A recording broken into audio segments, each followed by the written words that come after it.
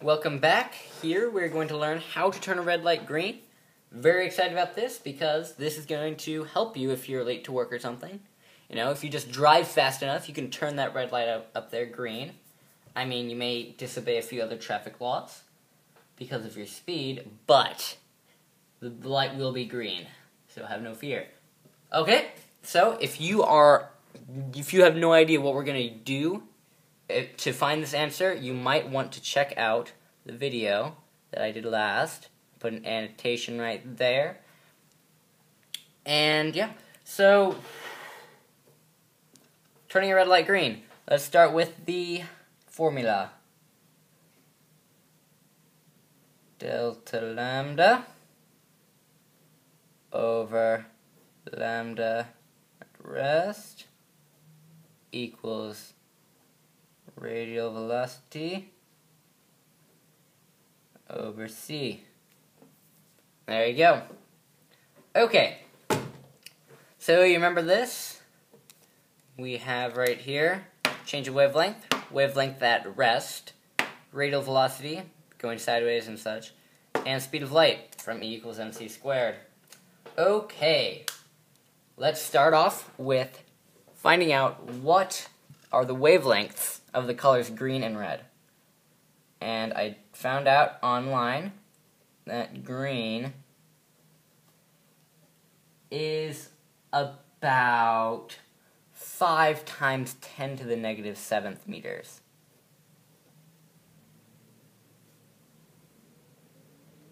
And red, that is 7 times 10 to the negative 7th meters. There's Carl, just stay right there. Okay, so we're going to start off with delta lambda. So delta lambda, that is 7 minus 5 times 10 to the negative 7th. It's 7 minus 5, not 5 minus 7, because we are changing the light. We're changing the light from red to green. So we're changing from 7 to 5, so the change is 7 minus 5, which is 2 times 10 to the negative 7th. But remember, positive radial velocity means that you are going away from it. Negative radial velocity means you're coming towards it, and zero radial velocity means you're going sideways. And since we are not going away from the light, this does not make sense. Because we're not going away from the traffic light, we have to be going towards the traffic light in order to turn it green. Because what's the point? You know, you're trying to go towards it, so that actually has to be a negative 2. So, okay, next part of the equation. Lambda at rest. So, lambda at rest is just, that is going to be red. Because the light is red and you're changing it to green. So, 7 times 10 to the negative 7th meters. Okay, so remember that equation I had, lambda observed is equal to lambda at rest plus delta lambda. Well, when we are observing it, it's going to be green because we're going towards it. So we're going to have, right, yes.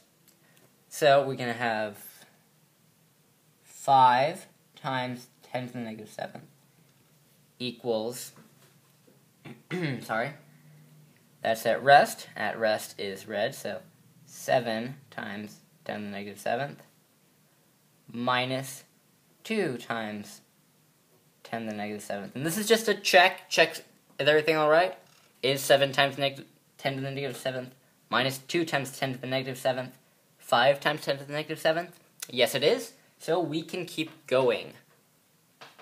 Okay, so here we go. We have on the top with a delta lambda, that is negative 2 times 10 to the negative 7th. Our denominator is lambda at rest, which is 7 times 10 to the negative 7th. That equals our radial velocity over speed of light. Now, this is very helpful that we're in the same sort of wavelength area. We've got 10 to the negative 7th, and that crosses out. A bit less confusing. And so we are left with negative 2 over 7 equals radial velocity over c. And in order to get the radial velocity alone, and that's how much we have to be traveling, we just multiply c by both sides to get that out of the denominator and over here. So we have negative 2/7 times c equals radial velocity. And, multiplication means of, so negative 2/7 of the speed of light is how fast you have to go to turn that red light green. And remember, the negative 2/7 is the radial velocity, so you don't need to travel backwards. You're heading forwards, and that's still negative 2/7 the speed of light. So, this is how fast you have to travel. Now, let me look, and just to give you a little... And I'm going to look that up for you, just to tell you how fast you have to be traveling. Ooh, what do you know? It is. This is in meters per second, by the way. It is 8, 5, 6, 5, 4. Can you read that? Yep. 5, 4, 9, 8, 8 meters per second. Okay.